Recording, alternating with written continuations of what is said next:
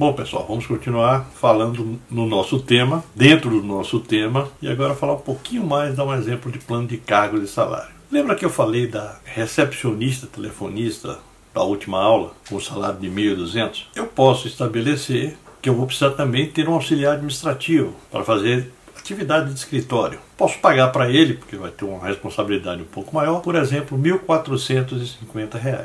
A minha empresa é uma empresa que trabalha com vendas. Então eu posso contratar um assistente de vendas, por exemplo. Esse assistente de vendas eu posso contratar pelo salário de R$ 1.800.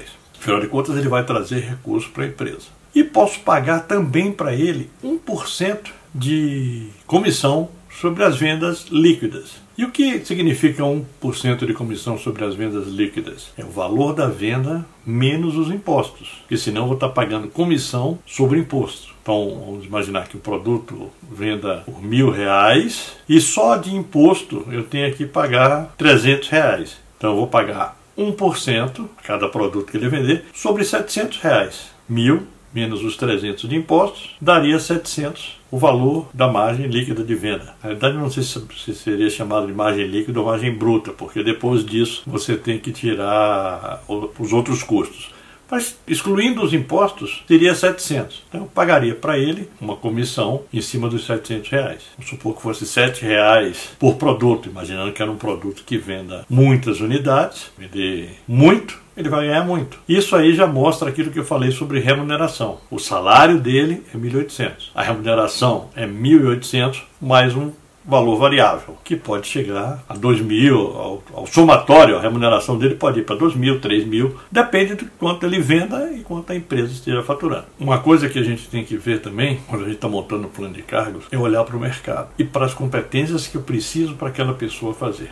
Quanto o mercado está remunerando aquelas competências? E quais são as competências necessárias para desenvolver aquela atividade? Isso é importante a gente saber. Quanto o mercado paga, quais são as competências e o que eu pretendo remunerar. Na montagem de plano, aí já vou falar de uma empresa um pouco mais organizada. Não estou falando de uma empresa que está iniciando, começando e montando esse plano de cargos que eu dei como exemplo desde as 2 aulas atrás, da aula anterior e dessa, é uma coisa bem simples. E eu não vou falar aqui também de todas as formas de montar um plano de cargos. Existem formas que são extremamente sofisticadas e que contam, inclusive, com consultorias internacionais para fazer, como é, por exemplo, o Sistema REI. Quem quiser saber um pouco mais sobre o Sistema REI, sugiro que faça uma pesquisa. A forma mais simples que tem de trabalhar, que eu chamo, é o escalonamento simples. Como é que você faz o escalonamento simples? O RH organiza um comitê com integrantes de todas as áreas, preferencialmente, e muito preferencialmente, em nível de gestão.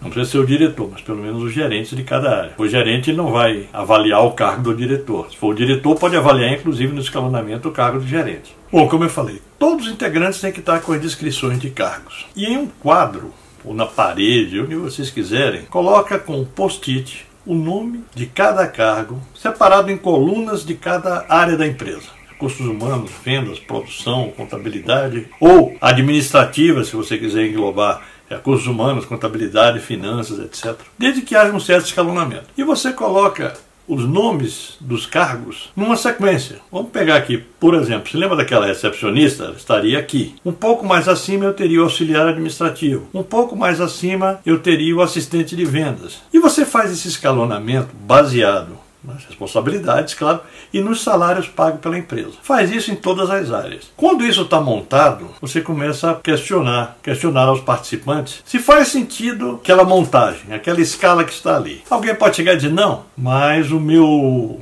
assistente de vendas faz mais do que o assistente de contabilidade. Porque ele, além de vender, tem que fazer isso, fazer aquilo, preencher relatório, tem que fazer cálculos elaborados. Aí o outro gerente de contabilidade, por exemplo, o gerente administrativo, diz, não, mas o meu assistente de contabilidade tem que obrigatoriamente ter nível superior. O seu assistente de vendas não precisa ter nível superior. Então eles podem ser equivalentes. Ou o meu pode ganhar um pouco mais em função disso, dessa questão, dessa exigência de nível superior. Então essa montagem é feita, que a gente chama de escalonamento simples. Depois que todos concordarem, se com aquele escalonamento inicial, é feita a leitura da descrição dos cargos. E aí é proposto, ou se deixa em aberto, eventualmente se fazer um novo escalonamento. Quando a leitura é feita, diz, não, realmente você tem razão. As responsabilidades do assistente de contabilidade são maiores do que o assistente de vendas. Ou o contrário, uma coisa que é fundamental, que a área de RH garanta que as discussões sejam feitas de forma neutra e técnica. Nas reuniões que eu participei, usando o escalonamento simples, normalmente as áreas, a gente chama, tem um ditado que diz, puxam a brasa para suas sardinhas. Querem defender salários maiores, condições melhores, para que o seu colaborador se sinta mais valorizado. E que ela chega lá e diga, olha, consegui, o salário seu tem um aumento, ou coisa parecida. RH tem que agir no papel de questionador, inclusive sendo neutro em relação aos cargos da área de RH. A avaliação tem que ser técnica, livre de paixões, para evitar a contaminação. Falei só do método simples, mas tem vários outros métodos que podem ser pesquisados.